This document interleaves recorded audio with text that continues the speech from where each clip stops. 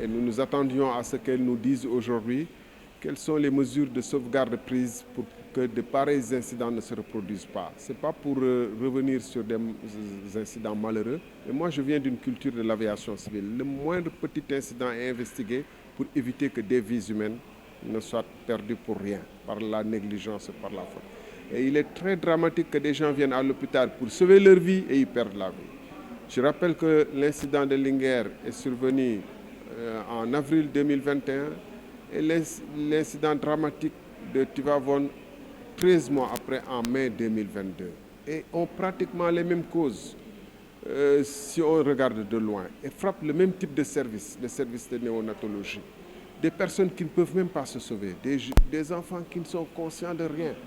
Et pour moi, il faut d'abord investiguer de manière indépendante. Quand on dit indépendante, c'est que le ministère ne peut pas être juge et partie et investiguer de nous. Deuxièmement, on ne peut pas tomber sur ce qu'on appelle traditionnellement des lampistes, c'est-à-dire des gens qui ont la mauvaise chance d'être au mauvais moment, au mauvais endroit. Parce que tout le monde sait que le système est fait de telle sorte que s'il y avait d'autres personnes qui étaient de veille ce soir-là, d'autres médecins, etc., un autre directeur, ça aurait pu arriver. Pourquoi? Parce que généralement, le gouvernement a mis beaucoup d'argent dans les infrastructures sanitaires, ça il faut le reconnaître, beaucoup dans les lits.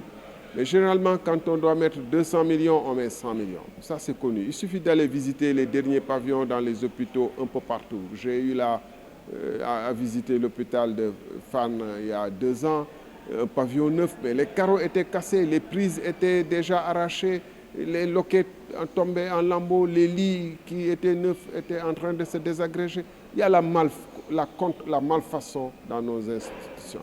Ensuite, le personnel qui fait la veille. Parfois, ils ont 24 heures d'affilée. Pour des raisons certainement de sous-effectifs, il y a beaucoup de vacataires qui sont là. Et quand ils sont là en garde dans un endroit, ils n'ont pas accès aux moindres commodités, une petite cafétéria, un petit repas, ils doivent se déplacer, etc. De sorte que quand un incident survient, la plupart du temps, la personne est en train de dormir ou est submergée par la fatigue. Vous imaginez des services de néonatologie où il n'y a pas de détecteur d'incendie. Vous imaginez où il n'y a pas de détecteur de système d'alarme ou de vidéosurveillance. Tout ça est arrivé.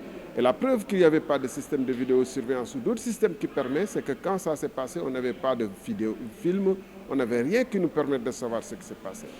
Et sous ce rapport, il faut faire la distinction entre les enquêtes de gendarmerie qui sont des enquêtes judiciaires et les enquêtes et audits techniques qui servent à prévenir la répétition de tels problèmes et qui regardent les causes proches et les causes lointaines.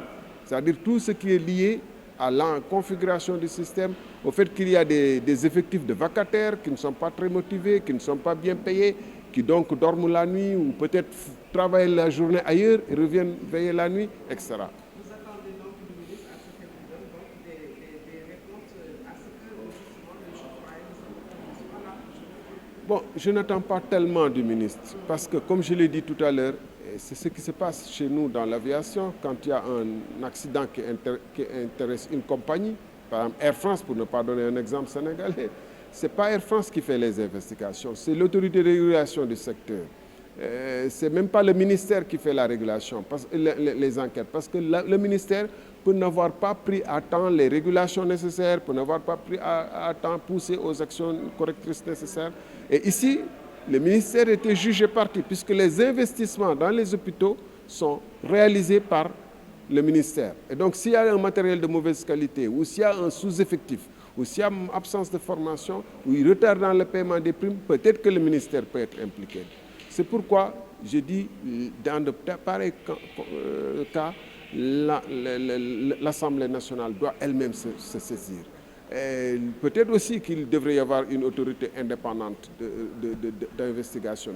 Mais puisqu'il n'y en a pas, l'Assemblée nationale qui représente le peuple.